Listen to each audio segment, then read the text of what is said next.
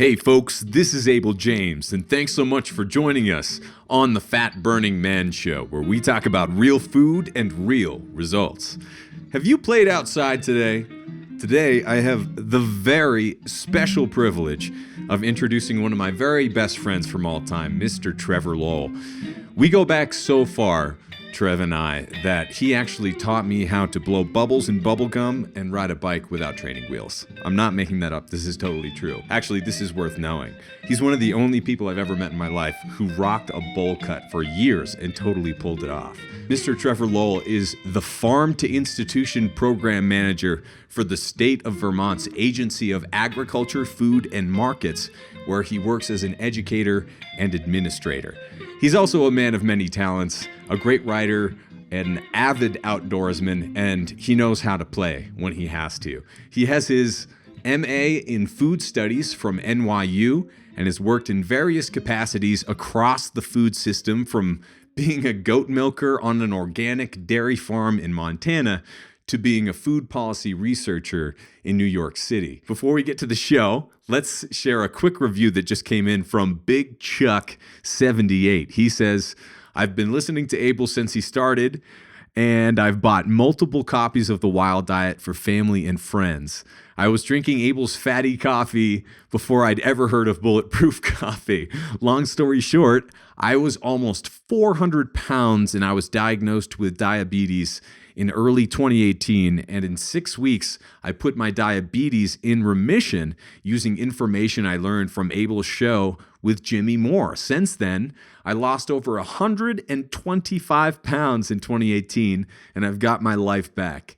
Abel's podcast has given me the resources and the knowledge for me to get back to my Army basic training weight from 22 years ago. I have 60 pounds left to hit my goal. This is my 2019 New Year's resolution. Thank you, Abel. I look forward to using your new products to accomplish all of my health and wellness goals. Man, Charles, you said so many things in there that, especially the first time I read it, really affected me. That when I hear someone losing over 125 pounds, it's such a life-changing amount, and it can be spiritually expansive, especially when you go from being in a position that's extremely challenging, like the rock bottom of your health that so many people are at before they really start engaging and trying to get their health back. When you go from that and really start seeing some progress, I can't help but really feel it with you. So rock on, Charles. Thank you so much for sharing your story. And if you're listening and you'd like to write in, please do. My direct email is abel@fatburningman.com. But also all of your reviews, wherever you're watching or listening to this show, really helps. So just take a quick minute, leave a review. Let me know how you're doing, if you've learned anything from this show. Also, don't forget to subscribe and share this free show with your friends. But definitely do not spam them. But if you'd like to be spammed, don't forget to sign up for the newsletter over at fatburningman.com. We've got a bunch of giveaways coming up.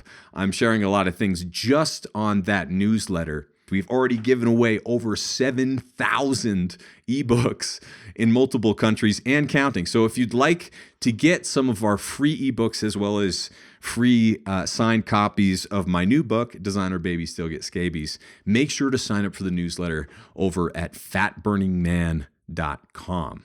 And also, make sure you hang on the line for a special reading from my new book of poetry at the end of this one. And great news about this, my new book, Designer Babies Still Get Scabies, is now a #1 hot new release, as well as a #1 bestseller in humor and a #1 bestseller in poetry in multiple countries. A lot of Europe, South America, and all over the place. Some of our cookbooks are #1 in Japan. So I just want to say thanks to all of you who are really engaging with our work. We have a lot more coming, and there's a lot to look forward to. And if you'd like to join all the giveaways around the Designer Babies launch, make sure you go to designerbabiesbook.com. And once again, hang on to the end of this episode. I'll give you another special reading. And thank you so much for all the support and positive feedback so far. I know it's going to ruffle some feathers, but so far you guys have really enjoyed it and you've gotten the joke. So I appreciate that. All right, so on to the show with my buddy Trevor Lowell. You're about to learn how our food system is governed, why soda is the #1 commodity purchased through the SNAP food program, how to better vote with our forks, why protecting and preserving wild landscapes is critical to happiness, and tons more. Let's go hang out with Trev. All right, folks, Mr. Trevor Lowell is the Sustainability Director for the University of Montana's Dining Service, where he works as an educator and an administrator. His work is centered on creating a more just food system that supports shared values around societal, environmental, and human health. Trevor has an MA in Food Studies from New York University and has worked in various capacities across the food system, from a goat milker on an organic dairy in Montana to a food policy researcher in New York City. Trevor grew up in central New Hampshire and now lives with his lovely wife in Missoula, Montana, where the vast tracts of public land support his love for the outdoors. He's a dear old friend who goes so far back that Trev literally taught me how to ride a bike without training wheels, play Ninja Gaiden on original Nintendo, and blow bubbles in bubble gum. Trevor, thank you so much for being here. Hey, Jay, it's great to be here. Thanks for having me. Yeah, man. So it was really fun to read what you sent over, as topics that we could talk about, because obviously we've been friends for a long time, but you as a professional have been doing some really cool work. And one particular sentence that really stuck out to me was, our food system is a direct reflection of the interests of those who hold the most power in our democracy. So let's just start right there. What does that mean to you? Yeah, I think when you look at the multitude of issues in our food system, whether through a nutrition lens, an environmental impact lens, sort of social justice lens, and you walk all of those issues back and try to find really where the root cause of that problem is, you sort of get back to this issue of the fact that we don't have a food system that reflects the needs of our constituents, of our communities. We have a food system that reflects the needs of the people who have the most influence over Congress. And those people are lobbyists in industries and corporations with a lot of money to throw around. So you look at how those policies are developed, and they usually start with good intent, and then they sort of go through that really bureaucratic and sort of arduous filter of lobbying and discussions and committees. And by the time they come out, they've been altered from sort of best case, best intent to, how can we design this to benefit the people with the most influence? I think about that classic example of how they argued that pizza was a vegetable when they were redoing the school lunch regulations because it had tomato sauce on it. And so that allowed them to qualify, what is generally fairly unhealthy into the category of vegetables so that they could meet the quota for the school lunch program. No dietitian, no nutritionist, no public health professional would in their right mind argue that that's sound policy. Mm-hmm. But when you filter it through that process and you have all those people influencing that process, that's sort of the outcome that happens. And it seems to happen to almost every system from like all sides. Is there any hope? How do we correct that? Yeah, I think it's a great point not to be despondent. It's easy to sort of get sucked into that. But the really cool thing about food is it is one of those things, right? It's the universal common denominator. And that's what's so interesting to me about it, right? Like we all eat. And so it's such a personal thing. It's such a thing tied to memory and nostalgia and family and community. And it's something that you have to engage with on a daily basis as a consumer, as an eater. So if you think about the amount of times you get a decision and sort of an influence over that system, however small that is, it's, a couple times a day, several times a week, hundreds, thousands of times a year, us as consumers and as citizens have an ability, even if it's just a decision you make at the grocery store, the effort you put in to understand the transparency of your own community food system, you have so many opportunities to do that. And I think that that's probably one of the things that's most engaging about the food movement, right, is that it is this sort of critical mass of people that's been growing, that's sort of as these issues get more light and come out of the shadows, people start to care more about it.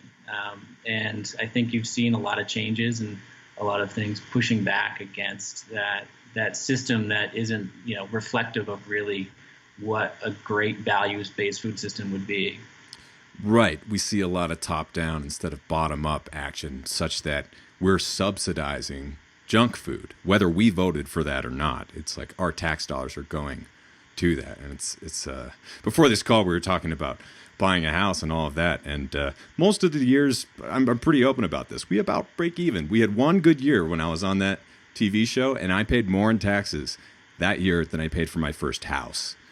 And we still don't own a house, and that's one of the reasons we don't, is because we paid so much in taxes that year. And I know that those taxes are going to missiles, and they're going to a food industry or an agricultural industry that's fueled by pesticides and chemical companies and GMOs, and they're putting that into school. So one thing that we haven't really gotten into too much, especially on this show, is like the SNAP program, for example, what you sent over. About the amount of money that's spent and the types of food that it's spent on. Can you just fill people in about how that's working right now, or not working, as the case may be?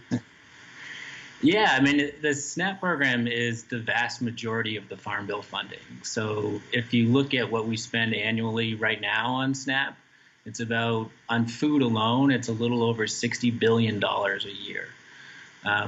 That's a huge amount of food. It's a huge amount of consumer purchases. There are 43 million people that are participating in this program.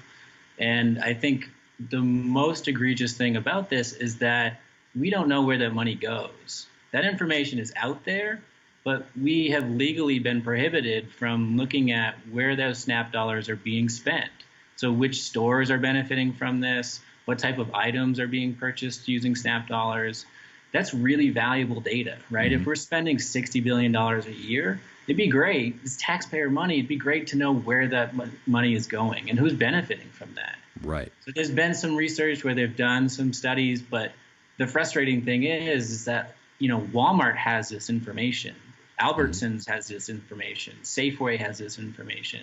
It's even aggregated higher up at the companies like JP Morgan Chase does a lot of the contracts for EBT cards, so that just the sort of credit card transfers there. That information exists, and there has been a lot of fights in the court system to try to get hold of that. And actually, the Supreme Court is going to hear a case in April about a newspaper that's been fighting for years through Freedom of Information Act to try to get hold of that. But if you start thinking about that amount of money and then how that translates to purchases and then the impact that that has on consumer health, there's a lot of salient arguments about, maybe we should be limiting what can be purchased with SNAP, right? So you can't buy tobacco, you can't buy alcohol, and you can't buy hot prepared foods. That seems reasonable, right? Why would we allow people to buy tobacco and make themselves more sick? Right. Well, now is a lot of the research is coming out and really fortifying around the impact of sugar sweetened beverages. You can make the same argument for soda. Like why there is some, research suggesting that that's the number one commodity purchased with SNAP dollars. Right. So, we're paying $60 billion a year to, help people get access to crap food. It's like the tax money is coming from both sides, right? It's like, It's amazing. It's brilliant the way that it's set up, if it's supposed to be set up that way. But in a true democracy, no, that's not how it should work. Right. And it's, I think it's important to keep in mind some of the, there's more elements to that issue, right? Like a lot of it is access. I think it's really easy, like SNAP especially gets a lot of flack for just being a social welfare program. And unfortunately, a lot of that flack comes down on the users, and people think that it's abused and that it's, it's just, perpetuating this cycle of sort of people who don't take initiative for themselves. And the reality is that the abuse of the system is very low. They study it every year. They report on it every year. It's a really complex issue, but I think at a minimum, we should see where that money's going. Yeah. You get to this argument, you look at Walmart and you start to think about how many of Walmart's employees are on SNAP dollars themselves, right? Because Walmart doesn't pay a living wage in a lot of places. They've actually been accused of actively trying to keep people at a certain amount of income so that they don't have to do these things. Right. And they are largely considered to be the biggest financial beneficiary of SNAP dollars. Right. So subsidizing Walmart. Great. And through two different channels, right? We're allowing them to keep their wages low, and we're subsidizing their employees because they can't make a living there. Yep. And then they get all the profits from the SNAP dollars. Right. Well, even just, I read recently that Amazon just pays no taxes. Billions and billions and billions of dollars. Everyone uses, like half of Americans right now are using Amazon in their like Prime program, giving them over $100 every year. It's like no taxes. So things like this, obviously they're not talked about that much publicly, but they should be, right? This is our opportunity to say no. Let's make a better system than this. Right. Yeah. And I think it does come back to sort of like who holds the power, right? Mm-hmm. And a lot of the reasons these changes haven't happened is because there are a lot of Congress people who get a lot of money from Walmart and their lobbyists, and a lot of money from Amazon and their lobbyists. And, I don't know about you, but I haven't found the money to buy my own lobbyists yet. Right. Maybe we could start a pool. Yeah, with our tax dollars. Yeah. But it does seem very backwards. What are some of the other things, though? Because you're working for good in a system that isn't necessarily set up for that. So to use some examples of your professional work in Montana with food sustainability and all of that, like what are some of the more promising things that we can focus on? Yeah, I mean, there's a lot of great people who are working hard on this issue. So I sit on the board of a nonprofit called the Community Food and Agriculture Coalition, and we have a program called Double SNAP Dollars. It's a program that's been set up in a lot of different states around the country. And what it does is, say you go to the farmer's market and you're a SNAP recipient, we set up a booth at the market. You want to take $20 of your monthly SNAP allotment out to then shop at the market. So you might want to turn that into tokens or whatever that is. And so we will double whatever money you take out and then give you tokens to use that money on fruits and vegetables from farmers at the farmers market. So it has this great sort of dual purpose, right? We're helping SNAP recipients double their money, double their purchases, but we're also giving them, we're directing that money towards very nutritious food, fresh fruits and vegetables that are showing up weekly at the farmers market. And then the sort of third benefit of this is that the farmers and people who go there to sell their goods are benefiting economically from the SNAP recipients who are getting this extra money. And so those folks, we've done a lot of great surveying of that program and looking at the impact it's had on diets. And we're finding that it's really meaningful for people in the Missoula community and the other communities where we're trying to sort of pilot this. And the farmers love it too, right? And it helps change and sort of erode some of that stigma, I would think, around SNAP users, because instead of this idea that, you're just, whatever that sort of negative connotation may be, they are coming to their booths and they're buying loads of their fresh produce and they're having these conversations about how great the vegetables are and how excited they are to use them. And so, there's some really interesting programs like that. There's a hospital in town that's starting to look at doing prescription vegetables, right? So instead of getting a script for, diabetes or hypertension or stuff like that, if you're the right type of candidate, they'll write you a voucher to go to the market and buy fruits and vegetables and eat healthier. Yeah. Which is a hell of a lot cheaper than taking hypertension medication or taking any type of thing. So if we can, again, it fits into that preventative health mode, but, think ideas like that are really creative and finding ways to not only support nutrition, but support local economies too, right? If we want a better food system, we need to sort of pay for that. We need to have people willing and a functioning economy to support that. Right. And when you do, good things happen for that very community, as opposed to thinking, even when we were growing up, we went to public elementary school together, and we didn't have much money during that time, went through some rough times financially. So I remember we were considering doing the free lunch program. And the reason that we didn't, even though we kind of needed to, like money-wise, was just because it was, you remember those foods. It was sloppy joes. It was like the worst pizza you've ever had. It was French fries. It was those little, I don't even know what you call them, the French toast sticks. The bags of milk that you just stab with the... No, that was the worst idea ever. But anyway, it's a matter of access as well. It's like you don't want to be shipping all of these fake foods from across the world or even across the country that are subsidized. It's just terrible coming from cans and all of this. It's like when there are vegetables literally right there. Like, for example, my wife Allison, her folks back in Arizona live on a small grapefruit orchard. And if you go into even the Sprouts Farmers Market right there, or the Whole Foods or whatever, their grapefruit are not from anywhere close to down the street. Like, we're driving from a grapefruit orchard to Whole Foods to buy grapefruit from thousands of miles away. And it's insane. But from the bottom up, there are a lot of things that local communities can do to make this so much better. Like, I remember at college, Dartmouth had its own organic farm.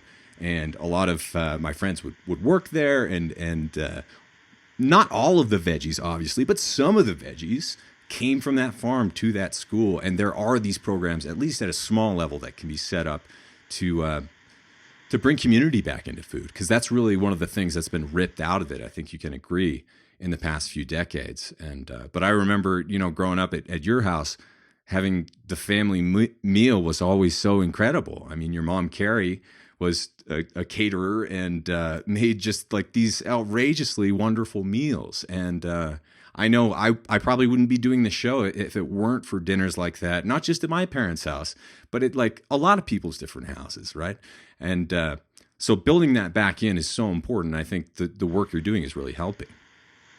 Yeah, and I think what I see oftentimes too is that we think about creating a better food system, and we think of sort of the two poles of that supply chain or that system, right? We think about the consumer end and we think about the producer end, but really what a lot of the barriers are, where they are sort of those steps in between, right? So you go to the supermarket and buy grapefruit from thousands of miles away.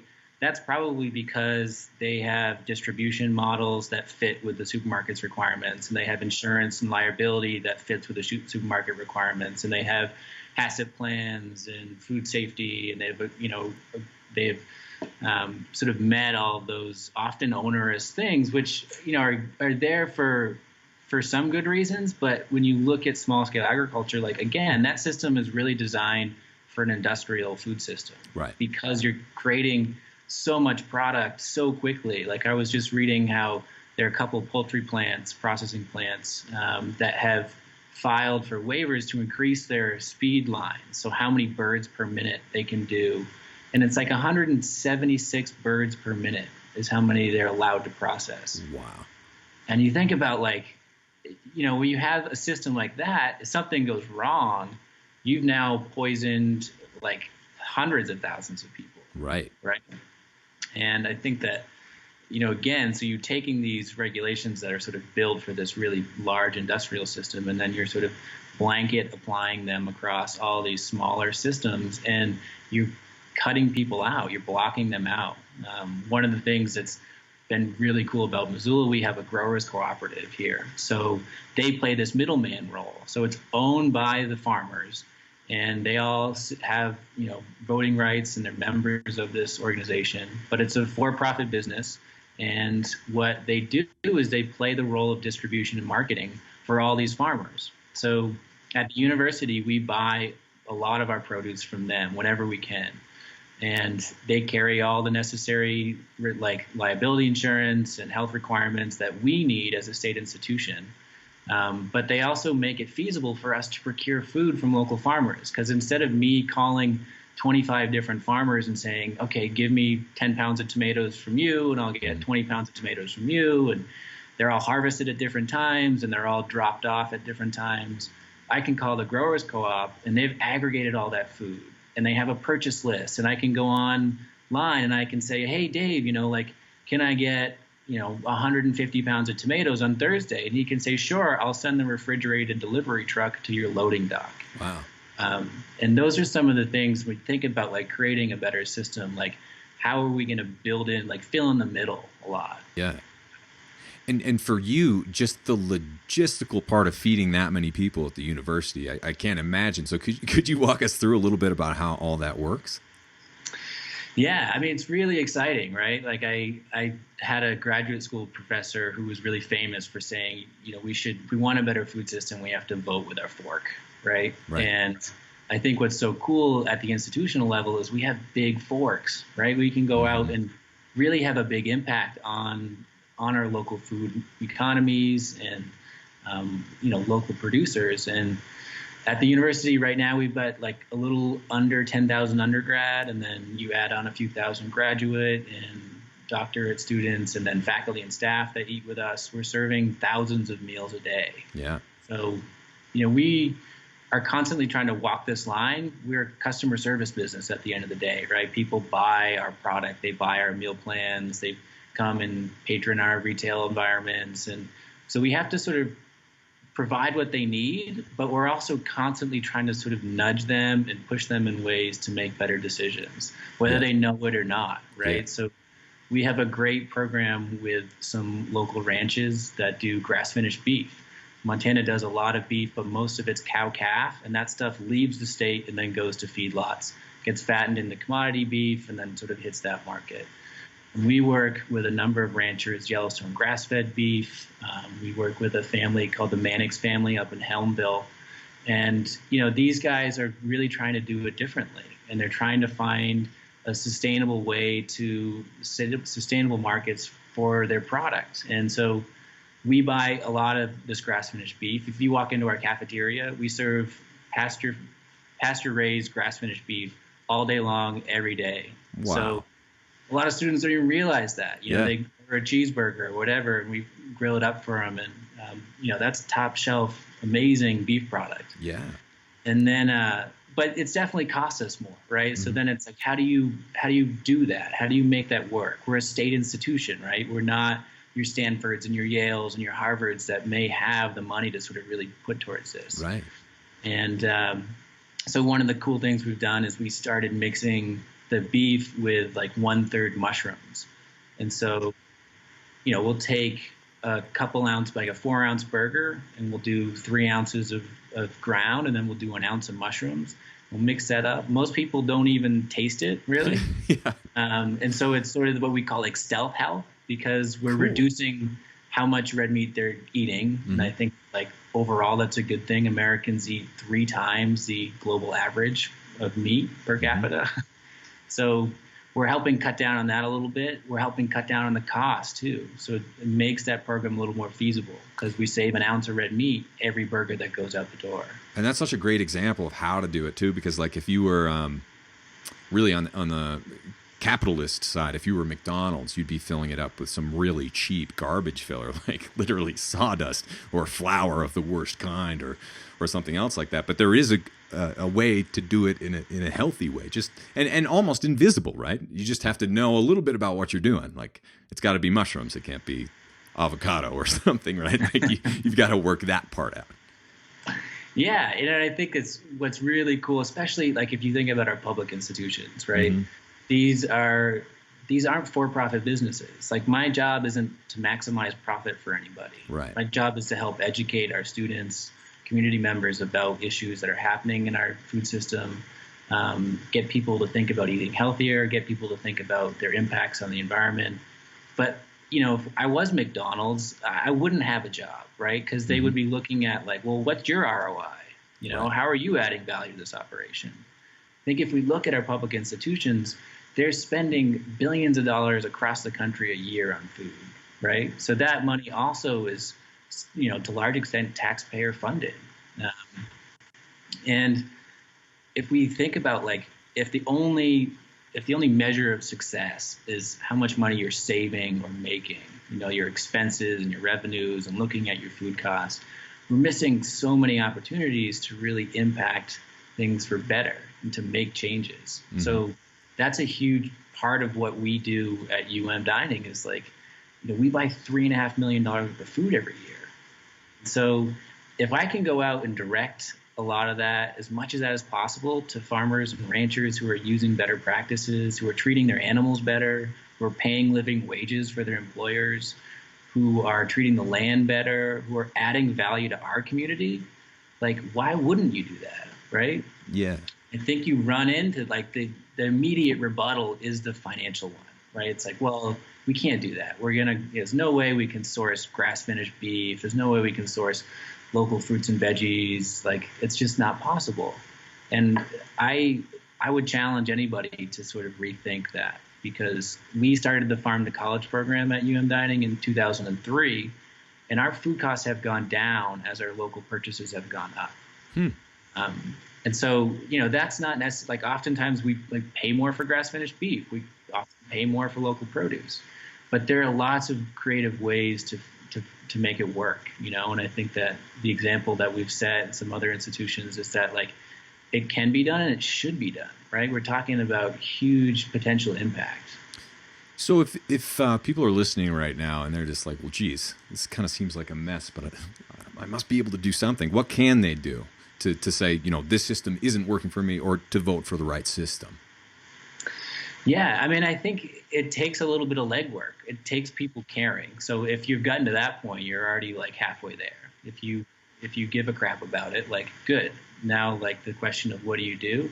I think a lot of it is transparency, like seeking out what's actually going on behind the scenes and who's actually benefiting from these things. Mm-hmm. The really exciting thing about this day and age is that there are tons of organizations and people that really care about this stuff, you know? And so I would venture to bet that, like, there are people in your community, organizations, nonprofits, that are finding ways to impact their local food systems and thinking about ways to make that better. So seek them out and, like, get the story from them. Who's doing what? What's working? How can I help? And I think that, like, the more that you can do that, like, don't reinvent the wheel, because, again, there are those folks who are sort of out there with that knowledge. So seek that knowledge out. And then if you can, like, make those better decisions. Like, once you've figured out that you've sort of gotten some level of transparency and some understanding about your own food system, like, make decisions that positively affect that. It's crazy to me that we celebrate this idea that we spend less of our disposable income on food than at any point in American history, maybe like in the world, if you could somehow quantify that. Sure. It's a really good thing if you think about that from a standpoint of, like, hunger and access and stuff like that. But at the same time, we've devalued it, right? Yeah. Like, we complain if we go to the store and a dozen eggs is like $3. Mm-hmm. It's like, oh my God, or like a loaf of bread is more than $1.50. And we've all been sort of fooled into thinking that that's the actual cost of this food. Yeah. Like, I was talking to somebody and they sort of sheepishly admitted that they were in a hurry and they ran through the McDonald's drive-through the other day. They were like, just needed some food, and I was right there, and I was like, it's okay, like, I can judge it. But they got a McChicken sandwich, and they came up for the drive-through, and it was $1.50. Wow. It's like, how can you kill a chicken, mash it up with, like, sawdust and other things, fry it, get some bread, add some mayonnaise, some iceberg lettuce, and then, like, pay somebody to do that, mm-hmm. and the whole supply chain that's involved in that, and and you're making money, you're like a hugely profitable business, and it's $1.50 for a chicken sandwich. Right. Well, I think that's a good example of food is not a commodity. As much as we want to commoditize it, anything, it's like a chicken sandwich is not a chicken sandwich if it's got sawdust in it, and if it's got all this glutamate and all these chemicals that we haven't studied, like, we don't even know are in there. They're not disclosed, and all this other stuff. And it's like, it's called a chicken sandwich, but your body doesn't see it that way. Like, once it goes down the gullet, there's a different thing going on. If someone gets a chicken sandwich in your calf compared to McDonald's. And it's important that we recognize that the $3 eggs are not the same as the pasture-raised eggs that you'd get from your farmer. They're not eggs. It's like, right. you crack them open. They don't look the same. One's all mucusy and, like, pale, and the other one is vibrant and sticks together. And it's not the same thing. Yeah. Yeah, and I think one of the nice things about these problems, too, is that there's so much overlap, right? So if, like, a lot of what you've done around nutrition education and helping people think more critically about that overlaps with these goals of like building local ag economies. Yeah. Right. So like Totally. if you want food that's better for you, like do the transparency research. And the good thing about that is that food that's better for you is probably better for your community too. Yeah. And it's better for your local economy. It's better, you're supporting these people who aren't just giving you more nutritious food, but are giving you a stronger economy, a stronger community. Yeah. Now let's shift gears a little bit because we actually are coming up on time. I can't believe it. But I can't think of a better person to talk about a love of the outdoors and the importance of that. Because actually, when I think about our friendship, I would definitely wager that the vast majority of it was outside if you logged the hours, right? We grew up outside. We played outside. I mean, we played Nintendo too, and we ate inside or whatever. But it was so ingrained in us growing up, whether we liked it or not, that it's a part of who we are to this day. So why don't you just like go at bat for Mother Nature for a second? Like, why should we even care? Man, I was talking to a friend about this years ago, and I didn't realize that I'm a fairly secular person. I would call myself spiritual in certain ways, but I sort of shy away from any sort of organized religion. And sure. I talk about nature, I think, in the way that Christians talk about Jesus. To me, like, I imagine that it sort of fulfills them in the way that fulfills them in the way it might fulfill me. Yeah. Being outside, like being reminded of sort of how you fit into the whole picture of things. Like, we live out here in Montana, and there are grizzly bears, and you walk out into the mountains, and you have to be fairly vigilant because, like, to be out in the world and to realize like you're not the top of the food chain, like, is a really refreshing idea. It is. Like, our culture and our society does a lot of work to sort of make us feel like special snowflakes. Mm-hmm. Like we're really important. And then you walk out in the woods and you spend time in that solitude and among that system, and you see how everything's connected and how, predators eat prey, and then all these different cycles of life exist. And you realize that, like, oh, I'm a part of this, right? Like, I'm not this like separate entity from the natural world. Mm-hmm. And I make it a point every year to try to escape for like 4 or 5 day solo backpacking trip. I'm very fortunate to live here in Missoula and have access to public land. And, I'll take the dog and some food and fishing pole and just walk off in the wilderness. And it is the most cathartic thing I do all year long. I come back from that having hit this incredible reset button. And I realize, like, you think about how our attention span is being fractured by having a phone in our pocket all the time, and the internet just giving us 30 seconds of entertainment until we're ready to like skip to the next meme or whatever it is. You go out in the woods for 4 or 5 days and there's like nothing to do except just like walk or fish or like sit down and listen to what's going on. All of a sudden your attention span starts to like swell again, and you feel this, wow, I can pay attention to stuff. I could maybe read a book out here, like, what a novel experience. It is. What when you come back from the woods, what changes in you, or what do you notice that maybe you didn't notice before? I think primarily it helps me sort of put my ego where it needs to be. Yeah. I think that's the biggest benefit. I was going to try to sum that up. Like, I don't think ego is across the board a bad thing. Mm-hmm. I think we do a lot of good things in our own self-interest, but it's really important to pay attention to and to figure out, like, why are you doing what you do? And when I come back from the woods, even this little stuff, I'm driving around town and somebody cuts me off, it's like, it's no big deal, Mm-hmm. Versus like if I had that experience pre going out in the woods, I probably would have been like, oh, this jerk, like. Right. And then you internalize that, and then that causes stress and anxiety and all this sort of cascading of negative effects. And, when I come back, I've shed a lot of that, right? Mm-hmm. Like, I realize that, the world is big and it's broad, and you're just this like little piece in it. Yeah. And that's like actually really comforting to think about sometimes. Like, we don't have to take on this like oh, I need to be like out in the world and I need to be noticed and I need to have like people like me and all these things. Like you can just go out there and sort of be like, oh, I can be the quiet part of this system. Yeah, it helps you realize how much of an illusion our culture really is. You know, you don't even have to use English or words when you're out in nature. You're just a part of it. You're there. It happens. And for me, I know it's one of those things that we don't have grizzlies here in Colorado, but we do have a lot of mountain lions. And to your point, it's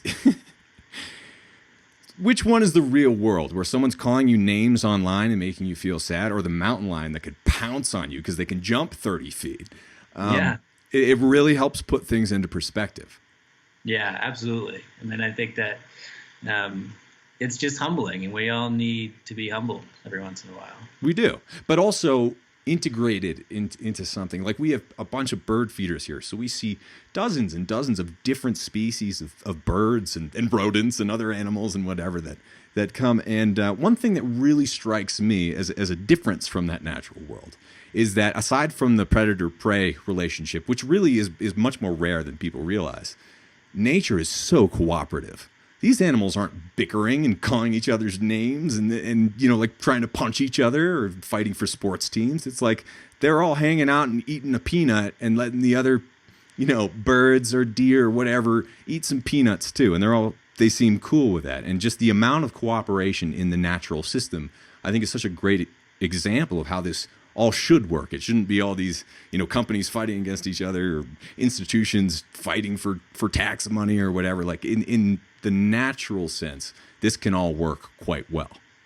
Yeah. Yeah. To think about it, something else than like a zero-sum game, you know, like my success is dependent on somebody else's failure in a way. And I think like, you know, for sure, the natural world is brutal. Like things eat things, you know, and they hunt them down and they kill them. But like, I think about that a lot. You go out in the woods and you watch, you know, like a squirrel can go up to a deer and the deer doesn't care. Right. But you can't walk up to a deer. Right. Because that deer like knows that like you're sort of part of this other world and I don't quite trust you. And yeah, I mean, I think that's sort of indicative of that. It is, and humbling in its own way. It's heartbreaking, right? Like, I'm not going to eat you, I promise, right? But no, animals, they all seem to know that humans are the most dangerous animal on Earth. And it doesn't have to be that way. You know, it didn't used to be that way. The natives supposedly were living in North America for 4 to 14,000 to 4 million years, depending on who you ask. You know, not perfectly, I'm sure, but maybe a little bit more in touch with the natural world. So if there is one thing that we can be optimistic about, we do have some models of ways that things can work. And I think most of us can agree that the systems that supposedly are serving us right now are not serving us, but we can help correct them. We just have to put our foot down and start to do some ground up work like you, Trev. Yeah. Well, I mean, I think it takes all of us really to sort of care first. And I think it's cool to see more and more people really caring about these impacts. And yeah, it's really inspiring to be living in this day and age where like, you can share this information so readily and you can sort of build these communities, be it online, be it like tangible people in your own town who are really passionate about this stuff, you know, and like that is so much more rewarding to like for me to go and talk to a rancher and be like, hey, I want to buy your beef and like, you know, or like, hey, can we get some of your pigs and make these connections and see them be like, oh, you're going to go serve this to students and then they're going to like, you're going to teach them how it came from down the road and how we like have heritage breed hogs that we raise on our farm and they're not like in Faro crates rolling over on their young and killing them and getting pumped full of chemicals to stay alive. Like they're so excited to just be part of that connection and that community, you know? And so not just supporting them, but also like getting people to think about that, right? Like the industrial food system has done such a good job of divorcing us from all the things that happen before that piece of meat gets shrink wrapped onto a piece of styrofoam, you know, like, and that's very intentional, right? Like there's a reason for that. Yeah, for sure. Well, we're just about out of time, Trevor, but if you could, before we go, just tell folks if they're interested in the type of work that you're doing, what they can do themselves, where they can find you, and whatever else you might want to mention. Yeah. I mean, I think if you're interested in what Dining is up to, you can check out our webpage. It's called justeatsmt.com. There's a lot of different program areas and ways that we're plugging in with food and sustainability. I would encourage anybody to, whatever community you're in, to seek out people. I think for me here in Missoula, the Community Food and Agriculture Coalition is really doing this great job of looking holistically at the Missoula and the Western Montana food system, finding where the problems are and trying to close those gaps. Yeah. And then I would also public lands are wonderful, but they are under attack. Mm-hmm. We have our own Zinke, the Secretary of the Interior from Montana, this sort of pseudo cowboy, has been trying to sell off BLM lands and shrink national monuments and stuff like that. So, we take it for granted. I do, because I live out here where there's so much access to it. Yeah. But those are your lands, fight for them. Go out and enjoy them, recreate them, but don't let people sell them off to oil and gas interests. Yeah. If you want to, find some organizations that are doing really good work around that, I'm on the board of a nonprofit called Cottonwood Environmental Law Clinic. It's really one maniacal attorney who's been, heroically fighting the sort of the big powers that be and preserving tens of thousands of acres of public land and doing some really good work. So, and there's a lot of them out there, but don't take that stuff for granted, because there's value in that, and there's people sort of nipping at the corners and trying to eat into that. Yeah. Well, Trevor, I couldn't be more proud of you and the work that you're doing. Please, anyone who's listening or watching, go check out Trev's work. I can't wait to go on our next hike. It's been way too long. Thanks so much for coming on the show, man. It's great to talk to you, man. I hope to see you soon. Well, hey there, this is Abel James once again with a special reading from my brand new book, now a #1 hot new release and #1 bestseller in humor in multiple countries. It's called Designer Babies Still Get Scabies. And I'm going to start off with one called Music from the Weeds. Creeping, sneaking from the ground, out peek fox eyes to look around. Furry ears perk up to hear the sound of sweet singing from the trees, of beautiful music from the weeds. When fox scampers down his hole for shelter from the rain, he doesn't even notice all the cranes. Creeping, sneaking from the ground, out peek fox eyes to look around, and ears perk up to reveal. No more singing from the trees. No more music from the weeds, only gleaming steel. A little bit of a downer, so let's pick it up here. This one goes out to all the old friends out there. Give me a holler, and the young friends for that matter. Had a couple hits, made a couple dollars. To tell you truly, though, I never felt smaller. You don't need to be no baller. Anytime, old friend, just give me a holler. And finally, this one is a little longer. But so throughout this book, I have at least a half dozen of these that I wrote when I was in middle school. I think it was 7th or 8th grade. I have another one or two in here that's written in high school, actually. And sometimes they're more of the politically charged ones, believe it or not, which work as well now as they did back then. Some of them even better, it seems like. But anyway, this one is called Monday Morning. I roll out of bed this morning, by far my biggest mistake. I trip over my bedstand thanks to a throbbing headache. The alarm is sent flying as bright light jabs my eyes. I stumble down the stairs to our creepy cat who cries, meow. I go fetch some cream for a cranky, spoiled cat, while Big Brother screams, get me my breakfast, you brat. So I grab a few eggs, I'm ready to cook. I can't find the spatula, but I'm too tired to look. There it is on the floor, I found it all right. So I cook up the eggs, but as I take my first bite, in tromps the dog. Oh great, I exclaim, since she's muddy and soaked from the morning's hard rain. So as I was saying, just my luck, she shakes off all over me and I can't even duck. I'm all soaked and wet. Breakfast went to the dogs. Even the leftovers are gone. My family ate it, the hogs. I'm tired, I'm aching, hungry, and soaked. It's only getting worse, regretting I ever woke. So I sit here just wishing I'd never even left bed when along comes cheery mother. "Good morning," she said. So even if it's Monday out there in the virtual interwebs, this is Abel James signing off and wishing you the very best. Thanks again and take care.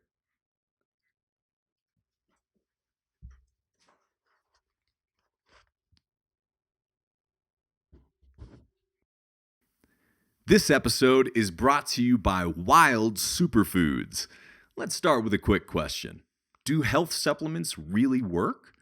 After testing many hundreds of tonics, supplements, powders, and potions over the past 7+ years, my wife Allison and I have found very few companies that we actually trust.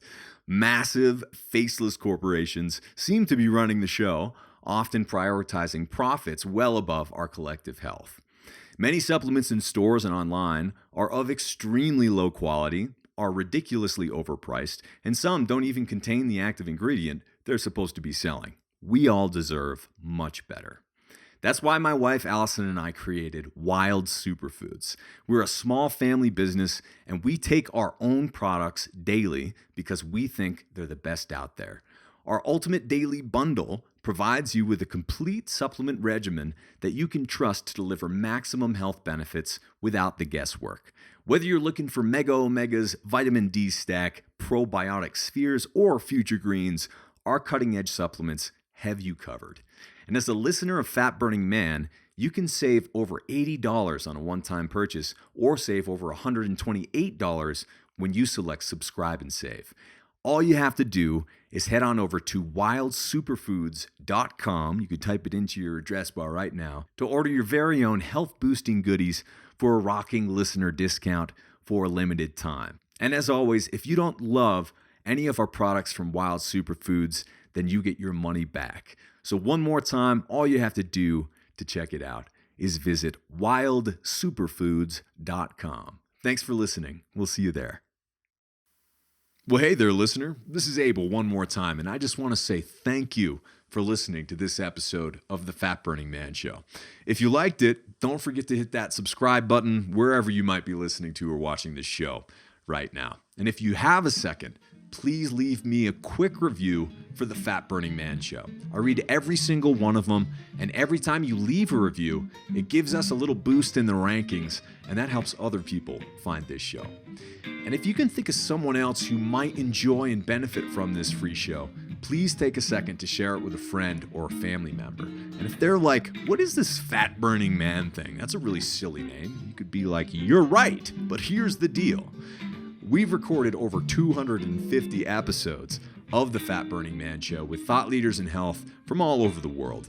And so far, we've won 4 awards, hitting #1 in health in more than 8 countries internationally. We have more than 30 million downloads already, but we're just getting started. I can't believe any of this, by the way, and couldn't do any of this without you, so thanks once again. But here's some more good news. You can download and listen to every single episode of the Fat Burning Man Show for free with 0 outside advertisements, no outside sponsors, and no corporate overlords. All you have to do is type in fatburningman.com. I'll give you a second here just to type it in, fatburningman.com.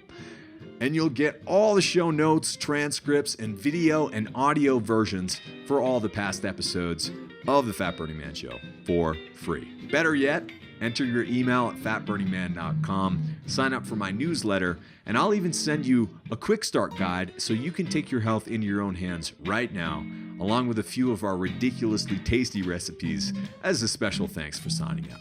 Once again, just go to fatburningman.com right now, enter your best email to get your free goodies with a bonus surprise straight to your inbox.